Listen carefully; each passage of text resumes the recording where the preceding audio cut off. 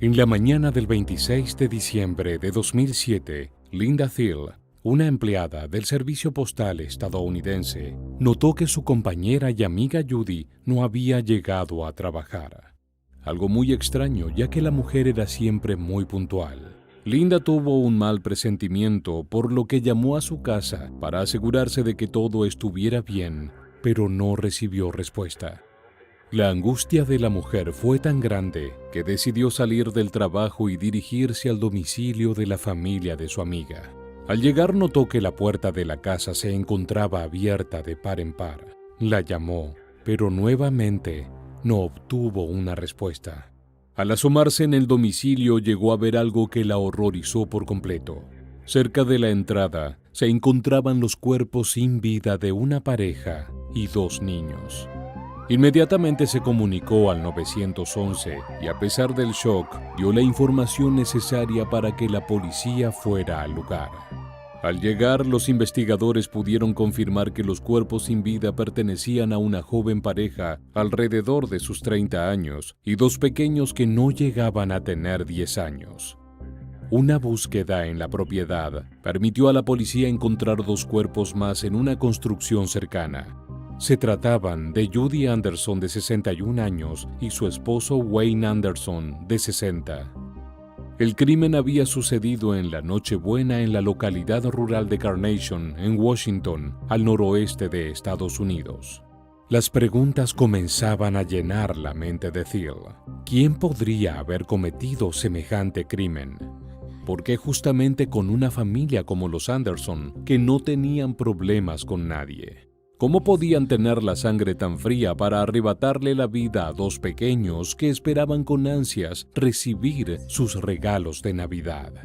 Bueno, la realidad es que ni Linda ni nadie que estuviese al tanto del crimen se esperaba los detalles escalofriantes que sucederían en este gran misterio y que a continuación te voy a contar, y por eso te invito a que te quedes hasta el final de este interesante caso.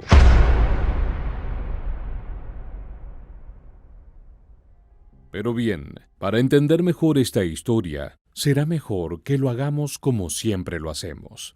Viajemos un poco en el tiempo, más específicamente a los años 40. Wayne y Judy estuvieron felizmente casados por 31 años. Judy Elaine Anderson nació en Michigan en 1946 y se graduó en la Universidad de Detroit en los 70. Luego de casarse con Wayne, se mudaron a la localidad de Carnation y ella tomó un trabajo en el servicio postal de los Estados Unidos, repartiendo correspondencia.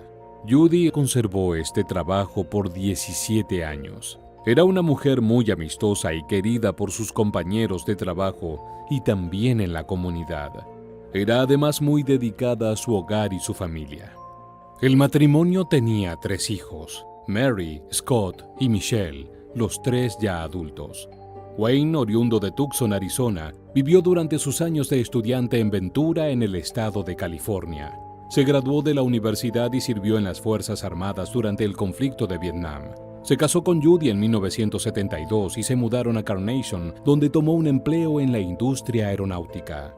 Trabajó en Boeing por 27 años como ingeniero aeroespacial. Era un hombre sencillo, honesto y trabajador, al que le gustaban las actividades al aire libre, la restauración de autos antiguos y el trabajo con la comunidad. Scott, de 32 años, hijo de la pareja, era graduado en Administración de Empresas de la Universidad de Washington. Vivía con su esposa Erika, con quien había estado en pareja desde su juventud en su hogar en Black Mountain, Washington. La pareja tenía 2 hijos, Olivia, de 5 años, y Nathan, de 3. Erika era especialista en artes culinarias y su aspiración era tener una panadería propia. Pero todos los sueños e ilusiones, tanto de Erika como de 3 generaciones de la familia Anderson, se vieron truncados la noche del 24 de diciembre de 2007, cuando en vez de una reunión familiar festiva, se encontraron con una trágica muerte. En esta historia también hubo otro grupo de gente que no quería pasar una noche buena, sino todo lo contrario. Michelle Anderson tenía 29 años en 2007. Sus compañeros la conocían como una persona dulce y con aptitudes artísticas sobresalientes. La joven tenía una relación muy especial con su hermano mayor Scott, en quien ella más confiaba. Michelle había sido diagnosticada con ansiedad severa y debía tomar medicamentos, pero su situación económica se lo impedía. Joseph McEnroe nació en San José, California. Desde muy pequeño sufrió serios problemas de salud que incluían hemorragias nasales crónicas. Creció como un niño retraído que era víctima de bullying en la escuela, ya que no practicaba deportes y en cambio leía mucho. Su familia se mudó en reiteradas ocasiones y Joseph se veía constantemente obligado a cambiar de trabajo y de amigos, lo que lo llevó a pasar mucho tiempo jugando juegos en línea y conociendo gente. Michelle y Joseph se conocieron en internet y al poco tiempo comenzaron a vivir juntos. Tenían planes de casarse y tener hijos, pero una serie de decisiones equivocadas los colocaron en una mala situación económica y crediticia. Esta crisis les obligó a dejar de vivir de manera independiente y regresaron a casa de los padres de Michelle. Desde entonces se mudaron a un pequeño tráiler ubicado en el terreno de Judy y Wayne. El tráiler se encontraba a unos 200 metros de la vivienda principal.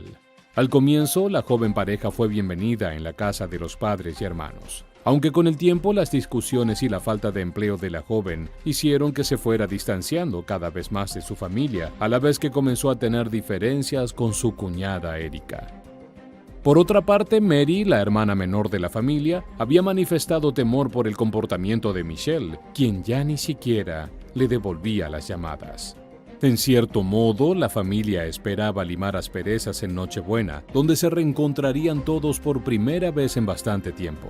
El plan para ese día era reunirse en la casa de los Anderson a ultimar detalles para Navidad, lo que incluía envolver regalos, terminar los preparativos de la cena y esperar con ansias a Santa Claus con los más pequeños de la familia.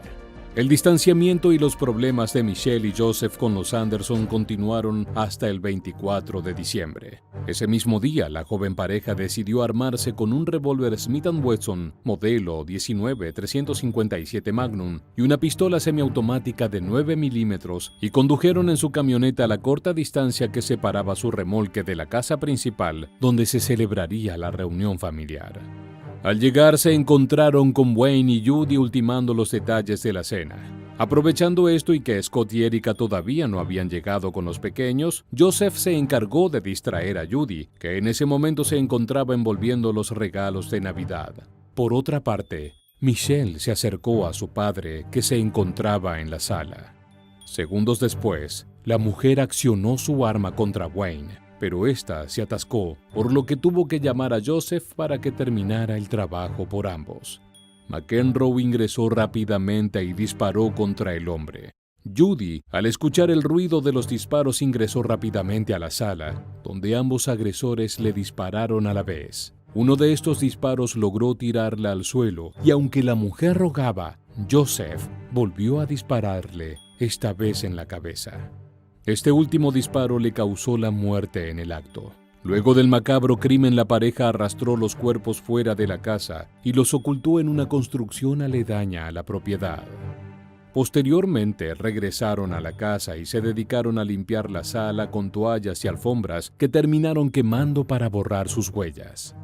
Michelle sabía que su hermano y su cuñada llegarían pronto con sus hijos y estaban decididos a continuar con la matanza que ya habían iniciado. A eso de las 5 de la tarde, Scott, Erika y los pequeños llegaron a la casa de los Anderson, donde todo parecía estar relativamente en orden. Michelle y Joseph esperaron a que la familia se acomodara en un sillón de la manera más tranquila posible para luego desenfundar el arma nuevamente y comenzar a disparar. Scott cayó sin vida en el acto, pero Erika primero recibió un disparo que le generó una herida de gravedad. Aún consciente, decidió llamar al 911 en el momento en el que los atacantes se quedaron sin balas. La llamada fue exitosa. La operadora atendió la comunicación, pero McEnroe le quitó el teléfono a la mujer tirándolo al piso. Erika logró acurrucarse con sus hijos antes de ser asesinada de un disparo, seguida por sus 2 hijos. Los 3 recibieron cada uno un disparo en la cabeza que acabó con sus vidas inmediatamente. Esta llamada de la mujer logró ser atendida por un operador del 911, quien al escuchar gritos del otro lado, creyó que se trataba de una discusión familiar. A pesar de esto, se despachó un vehículo policial al domicilio con 2 ayudantes de policía. Al llegar, los efectivos notaron que la puerta del domicilio se encontraba cerrada y no se escuchaban ruidos de ningún tipo, por lo que decidieron no entrar. Llegaron a preguntar a los vecinos si habían escuchado o visto algo inusual, y al recibir respuestas negativas, los efectivos simplemente decidieron regresar a la estación de policía. Pasaron 2 días desde que la pareja de criminales abandonó la casa de los Anderson hasta que Linda Thiel, la compañera de trabajo de Judy, llegó a la casa del horror, movida por el presentimiento de que algo malo le había sucedido a su amiga y compañera de tantos años. Cuando los investigadores llegaron al domicilio, Thiel todavía se encontraba en el lugar y se quedó con las autoridades hasta que éstas encontraron el cuerpo de Judy y su esposo en la construcción cercana al domicilio. Pero lo más insólito de este hallazgo estaba por suceder.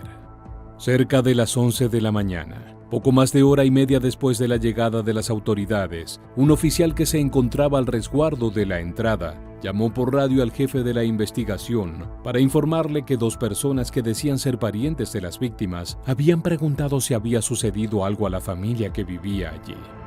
Los parientes, visiblemente consternados por la trágica noticia, eran nada más y nada menos que Michelle y su novio Joseph, que habían regresado al lugar donde días antes habían masacrado a 3 generaciones de su propia familia. Después de llevar a cabo este horrible crimen, la pareja condujo hasta Canadá con la intención de escapar y comenzar una nueva vida en el país vecino. Sin embargo, al poco tiempo de tomar la decisión, dieron la vuelta y se dirigieron hacia Oregón, donde definitivamente cambiaron de opinión y prefirieron regresar a la escena del crimen. Los investigadores notaron que la pareja se comportaba de manera muy sospechosa, ya que llegaron y se encontraron con el operativo policial en pleno desarrollo, pero ninguno de los familiares se encontraba siquiera un tanto nervioso o al menos triste por haber perdido a toda su familia en un crimen navideño. No fue difícil para los detectives darse cuenta de que Joseph y Michelle no se habían mostrado alterados al encontrarse con un operativo policial en el domicilio de sus familiares. La actitud tan relajada de ambos fue lo que encendió las alarmas de los investigadores, quienes automáticamente los separaron y comenzaron a interrogarlos. Horas más tarde, la policía ya contaba con la confesión del atroz crimen. Según las declaraciones de Michelle, ambos habían decidido cometer el crimen argumentando que Scott le debía dinero. También dijo que su familia los trataba con desdén tanto a ella como a su pareja y que sus padres los estaban presionando para que pagaran un alquiler por el sitio en el que estaban viviendo. Michelle además acusó a sus padres de preferir a su hermano mayor y a su esposa Erika por sobre ella y su hermana menor. Los acusados fueron llevados a prisión sin derecho a libertad bajo fianza a la espera del juicio. La fiscalía acusó a Michelle Anderson y a Joseph McEnroe de 6 cargos de homicidio agravado por el vínculo, el único delito punible con pena de muerte en el estado de Washington. McEnroe se declaró culpable de los asesinatos en un intento de evitar la pena de muerte. Su defensa presentó su caso, argumentando que el hombre era mentalmente inestable y que había sido manipulado por Michelle Anderson para cometer estos terribles crímenes. El acusado además alegó que Anderson albergaba mucho odio interno hacia su familia y que lo convenció de matarlos. Según sus propias palabras, «Yo no soy una persona a la que le guste lastimar a la gente, pelear o discutir», dijo en el estrado. «Simplemente no lo hago». Joseph, ahora el acusado, se describió como un niño con una infancia difícil donde no existió una figura paterna y que fue maltratado por los diferentes novios de su madre. McEnroe también describió la muerte de los niños con escalofriantes detalles y les dijo a los detectives que miró a los ojos al pequeño de 3 años antes de dispararle en la cabeza. Y aunque los familiares de las víctimas lo consideraron parte de una actuación, Joseph por momentos perdió el control de sus emociones al reconocer su autoría. Según los presentes en el lugar, se comportó como una persona con problemas mentales. El abogado defensor describió a su cliente como un enfermo mental que, si bien había cometido los crímenes, merecía clemencia. Desde que el fiscal del condado declaró su intención de lograr la pena capital para McEnroe, sus abogados solicitaron eliminar la pena capital en un esfuerzo por evitar la máxima condena para el acusado. La madre de Joseph y su tía se presentaron a testificar ante el jurado sobre cómo había sido su infancia y educación. Sin embargo, las historias contadas por sus familiares eran completamente diferentes. Mientras la madre afirmaba que Joseph había tenido una infancia feliz, rodeada de amor, cuidados maternos y comodidad, su tía narraba una historia mucho más similar a la mencionada por el acusado apenas días atrás. La mujer describió la niñez de su sobrino como una pesadilla causada por su madre, una mujer completamente inestable tanto emocional, mental y económicamente. También acusó a su hermana de maltratos verbales y físicos. El jurado solo necesitó un día y medio de deliberaciones para declarar culpable a Joseph McEnroe. El 13 de mayo de 2015, McEnroe fue condenado a 6 cadenas perpetuas. Por otra parte, en el juicio contra Michelle Anderson, sus defensores alegaron que la mujer sufría de trastornos mentales, a pesar de que la misma acusada había manifestado desde la cárcel que deseaba ser condenada a muerte, como una forma de pagar justamente por todos sus errores. Casi un año después, el 4 de marzo de 2016, la acusada fue declarada culpable de 6 cargos de homicidio agravado por el vínculo en primer grado y condenada a 6 cadenas perpetuas sin beneficio de libertad condicional, al igual que su cómplice. A pesar de que la fiscalía intentó pedir la pena de muerte para ambos acusados, el veredicto del jurado fue dividido y para la pena capital se requería de una decisión unánime.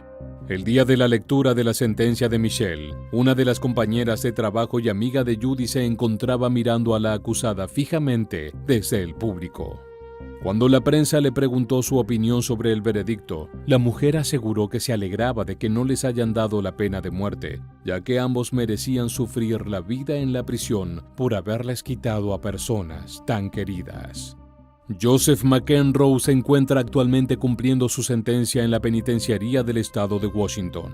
Por otro lado, Michelle Anderson continúa cumpliendo su condena en el Centro Correccional para Mujeres de Washington.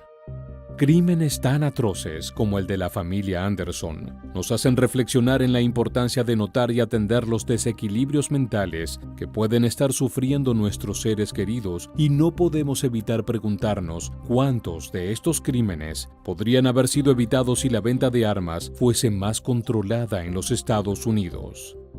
La brutal masacre de Carnation, a manos de un miembro de la propia familia víctima, será recordado como uno de los peores asesinatos en la historia de Washington, manchando la historia de una localidad como Carnation, que siempre fue caracterizada por su seguridad, haciéndola uno de los mejores lugares para formar una familia.